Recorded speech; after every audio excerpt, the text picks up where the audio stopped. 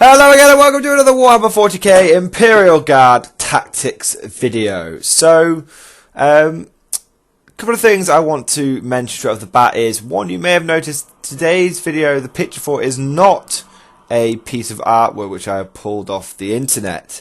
I've decided that I'm going to start using sort of my own thumbnails, own pictures for my videos, not for any sort of reason to try and, make them look more enticing or whatever like that, trying to sell out or whatever, but more just to avoid any copyright issues. I don't know if it's just like an omen or maybe the Emperor is sending me a signal, but I've been seeing lots of stuff to do with copyright and online copyright banding about on the internet. And the last thing I want is for my channel to get into any sort of trouble with copyright just because I've pulled a picture off the internet and just used it. I think it's even been mentioned in one of the in one of my videos. Like, someone left a comment like saying, you should really credit the artist and stuff. And it's like, well, that's a fair enough point. But a lot of the time, I just Google Imperial Guard tank or Imperial Guard plasma gun, and I just pull 5 or 6 images off at a time and then use those for the next few videos that I do. And they're from the internet, and they've often been reused on another person's site or on a forum or something. So I've decided just to try and avoid any complications. I'm just going forward, just use my own pictures from battles and stuff, just to make life a little easier. It avoids any complication. At some point, I will go back and upload a custom thumbnail for every single one of the videos I've already done. But for now, I think this should be sufficient. And when it comes to battle reports, I'll probably have to come up with some other kind of introduction for them at some point, because obviously that uses footage from a video game and music from obviously different artists, and the what is your profession bit that comes from a film. So all of that is blended together. It's like unique, but it's all 3 different sources. So I think just to make things easier, I'll have to come up with my own stuff. But anyway, that's just going forward. If anyone has any good sources for music that I could use, like free music, that would be good. Free original music, that would be great, basically. So what was I going to say? So yeah, tactics. Spent 3 minutes not even talking about tactics yet. Let's get on to the goddamn tactics. That is why we are here. Right, so today we will be talking about Leman Russ loadouts. Okay, so I have played with the Leman Russ in a variety of combinations, loadouts. I've tried pretty much every Leman Russ combination out there in 8th edition, apart from the Vanquisher. Okay, I haven't tried the Vanquisher because honestly, it's just not that good. In every situation, you will be better off with a battle cannon. Okay, a battle cannon, a Vanquisher, if you stand still with it and fire it twice, the maximum amount of wounds it can do is 12. A Leman Russ, firing just once, the maximum amount of wounds it can do is 18, because you get 6 hits, 6 wounds, and they all go through the D3 each. You all got 3, that's 18. You times that by 2. A Leman Russ has potential to do 36 wounds. So a Leman Russ has potential to do 3 times as many wounds as a Vanquisher. And the only real difference is the AP -2 versus AP -3. It's just not worth it, the Vanquisher, unfortunately. The Vanquisher needs a major overhaul. If it did like 2d6 damage, or was AP -4, or it has some sort of coaxial system built in so you could re-roll it, I don't know, it's possible. But as it is, I'm not a big fan of the Leman Russ Vanquisher at the moment. So that is not going to be discussed today, but the Exterminator, the Eradicator, the Executioner, the Battle Tank, the Demolisher, all of those will be covered today, and obviously the various sponsors that we're going to go through. So what have I found to be effective? Okay, what have I found to be effective? Well, like I said, Vanquisher, no. Exterminator autocannon, no. Okay, it's just not worth it. It's just not worth it. It's the fact it's only strength 7, the fact it's only AP -1. I have tried that model to death. I have plenty of battle reports supporting that, and I was always generally left disappointed. So, I mean, I play a lot of Marines, and the thing is, most people play against Marines at some, for the majority of their games. That just seems to be the way it is. So, Exterminator wants to kind of know and the Punisher, of course. The Punisher is very good. The Exterminator ought to kind of know. The Eradicator Nova Cannon actually does have a spot. The Demolisher Cannon is okay. The Executioner is okay. And the Punisher is obviously great. So, going through this. So, that's sort of the variants that we'll be covering. When deciding what weapons to take on a Leman Russ, it's very important what battlefield role you want it to carry out. Okay, and there are 4. Okay, there's anti-infantry, there's anti-tank, there's hybrid, and there's bait. Bait is one that is not often discussed, and it's a concept that I'm coming up with, and I've been trying out a lot with my Steel Legion list. Okay, so we generally you want to specialize your tank. Generally, when you take a Leman Russ, you want it to do something that your other units on the battlefield can't do. So that's why, generally speaking, I'm not a big fan of anti-infantry Leman Russes. Okay, I know some of you are out there will be saying, I swear by my Punisher with 3 heavy bolters, and that is a legitimate loadout, and that's a lot of DACA. That is 40, if you stay still, that's 40 shots from the turret, plus 9, if you slap a heavy stubber on there, that's 12, 52 shots from a tank, that's pretty good, and I'm not denying that, and that will shred a lot of infantry, and that is very powerful. However, okay, and it is a bit of a big however, most Imperial Guard armies don't struggle for anti-infantry. Especially if you guys are following my idea of you never leave home without 100 to 120 infantry. If you're playing a hybrid list. Generally speaking, Imperial Guard armies don't suffer with anti-infantry. Lasguns can do a lot of the legwork, especially in 8th edition. It's very easy for us to get heavy bolters on a multitude of units. Most of our units come with heavy bolters for free, especially our vehicles. So I don't really like the idea of anti-infantry Leman Russes, but they do have a place. They are important. Okay. So what would I class as an anti-infantry Leman Russ? Okay, well there's basically 2 that fit into the category. Okay, and we're not, like I said, we're not really covering the Exterminator because it's a bag of shit, and we're not going to cover the Vanquisher. So the 2 that I have used to great effect are the Punisher and the Eradicator. Now the Eradicator is a hidden gem.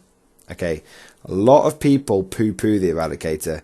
They are wrong. Okay, the Punisher is a very, very good tank. Okay, and it is very good at destroying units out in the open, light infantry units, medium infantry units. That's what it's good at killing. However, its effectiveness drops off dramatically when shooting at units in cover. Okay, you firing at a unit of Space Marines in cover with a Punisher, you're probably going to do no damage. It's a 2+ save. They're on a 2+. That's the 40 shots from your Punisher Gatling cannon. You'll get 20. That's assuming you haven't had to move over half distance to get in range. You are a short range tank, so that's another problem with the Punisher. It's a good tank, the Punisher, don't get me wrong, but we've got to be balanced here. 40 shots becomes 20. Against Space Marines, you only wound on 3s. Against any infantry, you only wound on 3s, which is important. You don't have that strength 6. So against Space Marines, you wound on 3s. So we're looking at 12 wounds, roughly. That comes through only 2 dead Marines. Okay. Now, 2 dead Marines is okay, but let me tell you, you guys, that's going purely off Math Hammer. Math Hammer is important, but I regularly you know, I play Deathwatch, I play against Blood Angels, I play with Black Templars. I know the power of trying to dig, of the difficulty to say, of trying to dig Marines out of cover with small arms. I've seen on a regular occasion my opponent roll 13 saves of a 2+ and not fail a single one. It's perfectly doable. It's perfectly doable. So the Punisher is good, but it's a little too specialized. It's only really good at killing anti-infantry. The heavy bolters do help though. But the thing with heavy bolters is once you've got a tank that's already firing 40 shots, another 12 doesn't make a huge difference. So the Eradicator is a really interesting one. I've actually got 2 battle reports coming up where the Eradicator features, and in both of them it does pretty well. It doesn't do outstandingly, but it does pretty well. The Eradicator is kind of like halfway between a pure anti-infantry tank and a hybrid tank. Okay, now I've taken my Eradicator, and the loadout I've gone with is a classic loadout. It's one that I've used since 6th edition when I bought and built my Eradicator. I think it's called Death's Jester, my Eradicator. And it has an Eradicator cannon and 3 heavy bolters. Now, the Eradicator cannon it's more powerful than people give it credit for. It's range 36 inches. It's strength 6. And that strength 6 is important because it means it's wounding regular infantry on 2s. Okay? It's AP -2.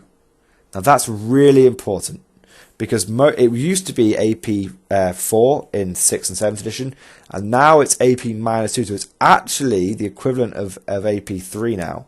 It's the equivalent of a battle cannon. But it also has a special rule, ignores cover. Well, it has the rule on its data sheet, models being shot by this weapon don't get the benefits of cover. Which means against Marines in cover, or against infantry in cover, it's essentially -3. So what you have here is a weapon. You have a battle cannon, okay, just D6 shots. You have a battle cannon that is, you trade 2 strength and half and a lot of range, but you get ignores cover, which is very powerful. Okay, because it means against certain armies, it will just absolutely dominate them. Horde armies in cover, guardsmen in cover, gaunts in cover, all that kind of stuff.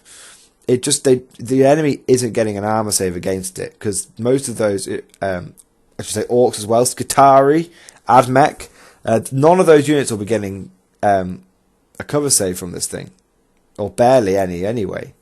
It's also absolutely fantastic against Marines. I used it, and it can consistently, with its main turret at a longer range than the Punisher, it can consistently kill I'd say 3 to 4 Marines, which is, that's what it can consistently kill, which is good. Okay, now am I saying the Eradicator is better than the Punisher? No, I'm saying they're about equal, but the Eradicator is quite good at digging infantry out of cover. Now you might say, oh well, it's only strength 6, that's a big problem. It is and it isn't. What you've got to understand is the Eradicator is a specialist tank. It is a specialised tank. And it is specialised at, basically, it's specialised in this edition for digging Marines out of cover. It's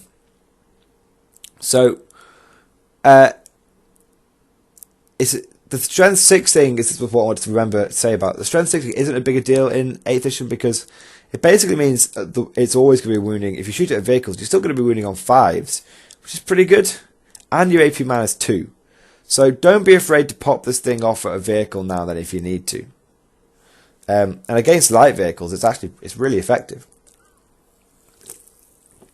I mean, think about it this way: you've got this thing or an exterminator. Okay, the exterminator is 8 shots, strength 7, AP -1. Okay, so if we're shooting that at a tough armored unit, you're going to hit with 4 shots. You're going to wound with what, like 1 or 2, and then they'll probably save it, because it's only AP -1. With the Eradicator, you'll get 7 shots. Now that could equal 4 hits, it could equal 3. But that's still, you're going to get similar results, 1 to 2 wounds. But the enemy has an actual realistic chance of failing that. The enemy genuinely has a realistic chance of failing that. So, those are your anti-infantry loadouts. You've got the Exterminator, and you've got the Punisher. Now your hybrid loadouts,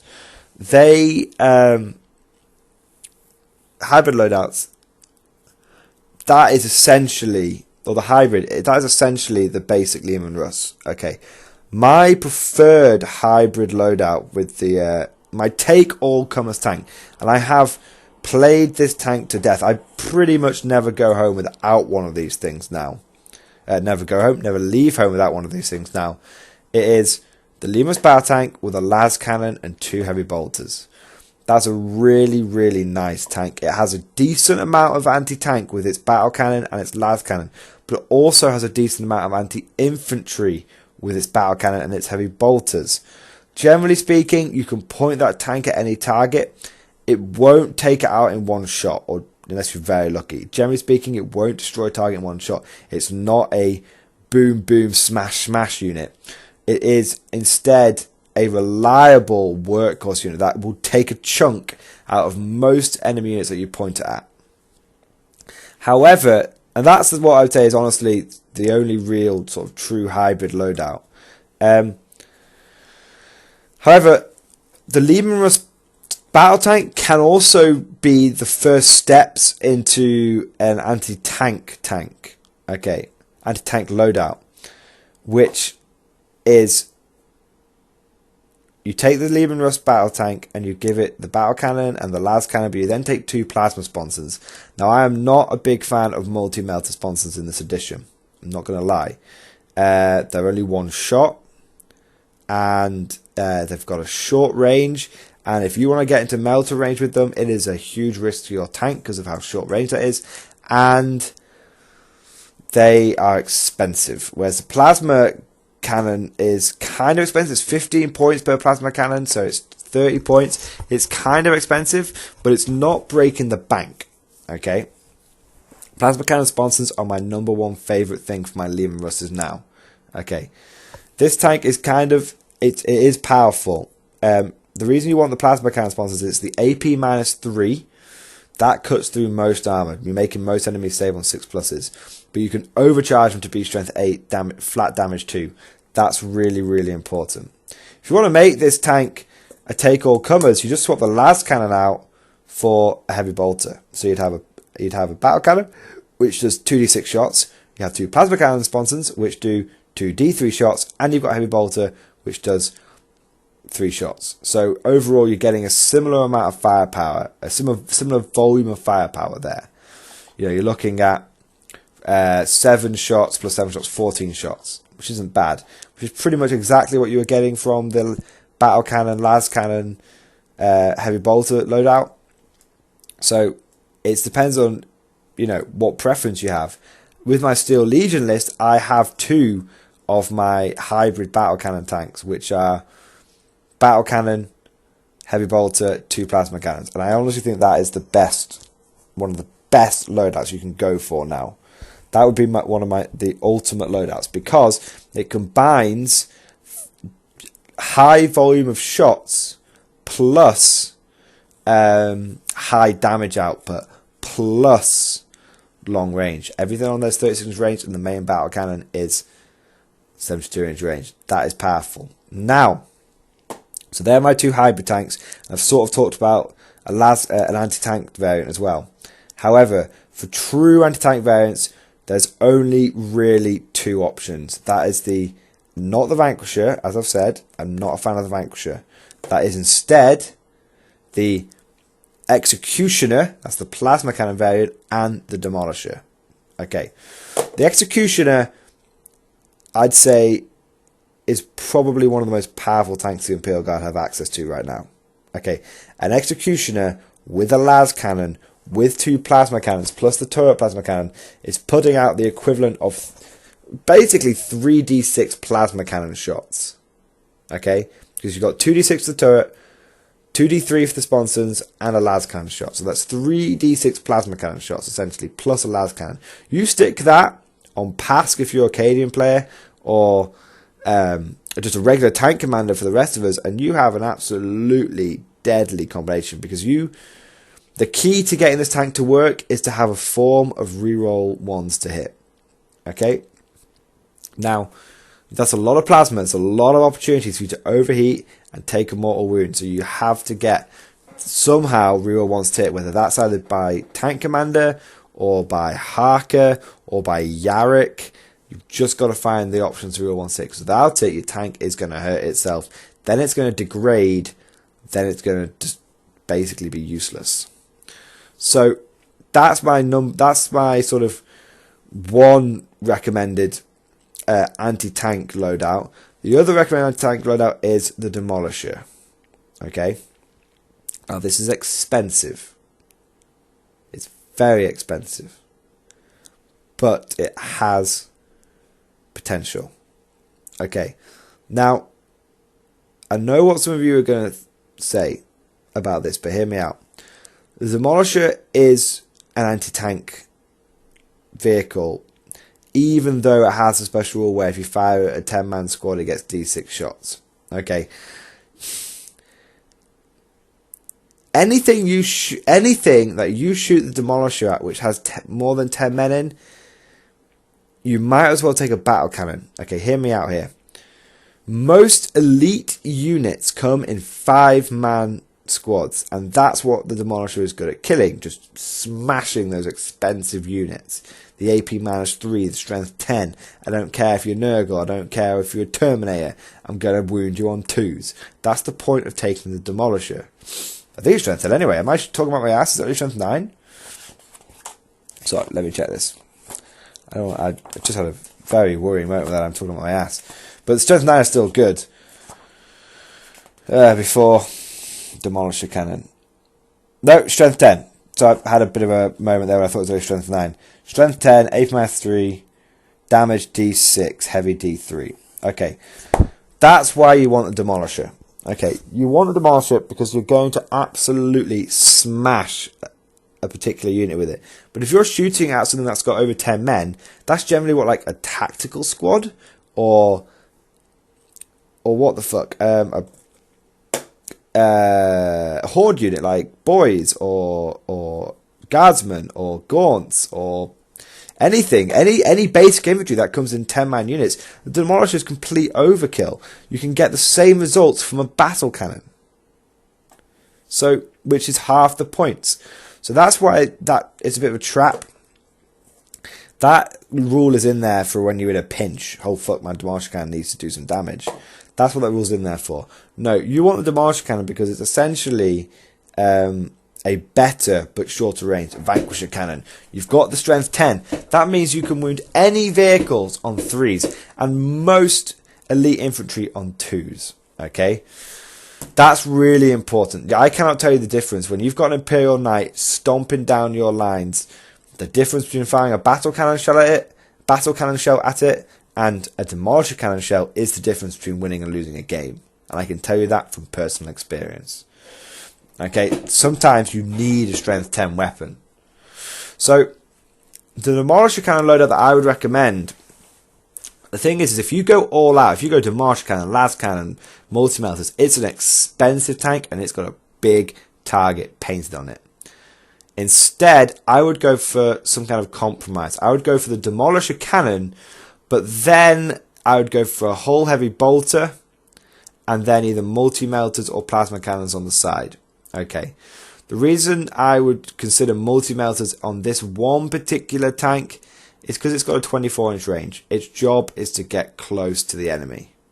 Okay, its job, you're going to be within 24-inch range, and the AP -4, that does make a difference. If you've got a vehicle coming down on you, or you're rolling up to an enemy main battle tank, you need that AP -4. It could save your life. Stopping the enemy getting a save could save your life. So, pardon me. So, yeah. So that's my anti-infantry, my hybrid, and my anti-tank loadouts. The ones that I've tried and I've found to be effective. Just to recap quickly.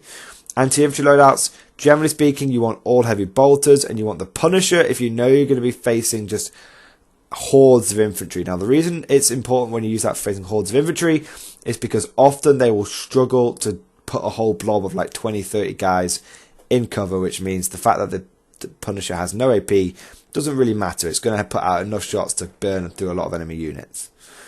or you want the Eradicator. Now the Eradicator is the one you want if you face Marines a lot of the time. If your main opponent, or in your meta, it's all different kinds of Space Marines, Ultramarines, Dark Angels, Blood Angels, Space Wolves. If all you face is different variants of Marines, like Chaos Marines and whatnot, you might want to consider the Eradicator variant. It will be really handy with digging those elite Marine, semi-elite Marine units out of cover. It's basically AP-3 versus them. It's AP-2 and ignores their cover. If you're not sure what you're going against, if you're, honestly, you don't know, there are 2 hybrid tanks that you can try out, okay? 2 to 3, okay? It's 2 to 3 hybrid tanks you can try out. You can take the Leman Russ battle tank with battle cannon, las cannon, and 2 heavy bolters, which is one of my favourites. That's never let me down. Or an upcoming variant that I found is battle cannon, hull heavy bolter, and plasma cannons. Now a third sort of hybrid tank is you take instead of taking the battle cannon, you take the executioner plasma cannon. You go executioner plasma cannon to spawn some plasma cannons and a heavy bolter on the hull. Okay. Now if you're going against anti-tank, if you know you're going to be facing some really nasty anti-tank, you want to take either the executioner or the demolisher. You want the executioner over the battle tank because of the AP-3. Sometimes you just need to cut through that armor. 5-up saves, my opponents regularly make them. 6-up saves, they don't. So that's important. The fact you can overcharge strength 8, AP-3 basically makes it like a better battle cannon. And obviously the plasma cannons also help. Las cannon could be useful on that version as well, but it would start getting very expensive. But you could take advantage of the las cannon because you've got a 36-inch range. So you generally got a long range on all your other weapons, so they'll be able to keep up with the long range of the las cannon. Finally, you've got the demolisher variant, which is you want to try and get a balance between cheap and effective. You don't want to be going las cannon, demolisher cannon, multi-melters, hunter killer. You don't want all that. You want to take a balance. So you want demolisher cannon, that's 40 points. You then kind of want to choose between multi-melter or plasma. Multi-melters are only viable on this tank because it's got 24-inch range and its big gun's good at killing tanks. Now I did promise you a 4th kind of loadout, which I have tried a little bit, and I've not really felt it yet, but a lot of people have told me about it, and that's the bait tank. And the only variant that I've seen which is really any kind of effective at that is the Leman Russ Fireball. Now the Leman Russ Fireball is where you take a Punisher and then 3 heavy flamers on it. The reason I don't like this variant is, what I say is the bait tank's job is to get charged to tie up other enemy, so that it's basically there to be bait. So you throw that out in front of your other tanks, and your opponents are going to charge that tank first and not tie up your important Dakar tanks. You've essentially got, its job is to get charged. The reason I don't like the Leman Russ Fireball for this job is because it's kind of expensive. You've got 122 points, then you've got 20 points for the Punisher cannon, and then you've got 3 times 17 points for the heavy flamers. That is kind of expensive. I like my bait tanks to be cheap. I don't really like using Leman Russes for them. I have tried it out. It has been, put it this way, it's been effective enough for me to mention it in this video. I'm just not completely convinced yet. Okay? But there'll be a lot of people out there that'll tell you the Leman Russ Fireball is a worthy asset. And I'm starting to get a feeling like it could be. Just sort of to lead on to our, to another video that I'll be doing, it's for bait tanks, what I like to do is use chimeras. Chimeras are cheap.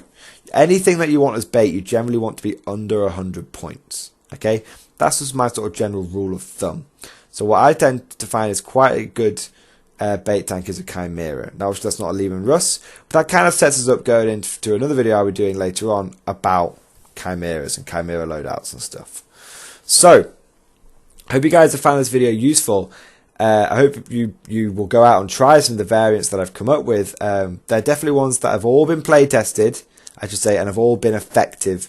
And when I play test something, I always use it for 3 games. Okay, so it gets 3 games against a variety of opponents before it gets the seal of approval or gets thrown in the bin. So I always give it 3 chances. So they're the ones I have play tested. I didn't, like you said, I didn't even bother with the Exterminator. That's how low my opinion of the Exterminator is, and I didn't even need to try the Vanquisher to see how bad it was. So, hope you guys have found this video useful, like I said, and I hope you will try some of the loadouts. If you guys have any loadouts that you've been trying out that you have found to be particularly effective, please leave a comment down below. Tell me what category it fits in. Is it anti-tank? Is it hybrid? Is it anti-infantry? Or is it bait? And then put the weapon loadouts and total points cost, and then we can compare them. And it will give some other people ideas, you know, who read the comments, and it will give me ideas to try things out, because I don't know all the ideas, and it takes me a while to try everything out. So if I can pull feedback from you guys, it really helps me boost, helps me boost my gameplay, which is good, and then I can feed that information back to you guys. So hope you guys have enjoyed this video. Hope you will leave lots and lots of comments, and I'll see you guys next time.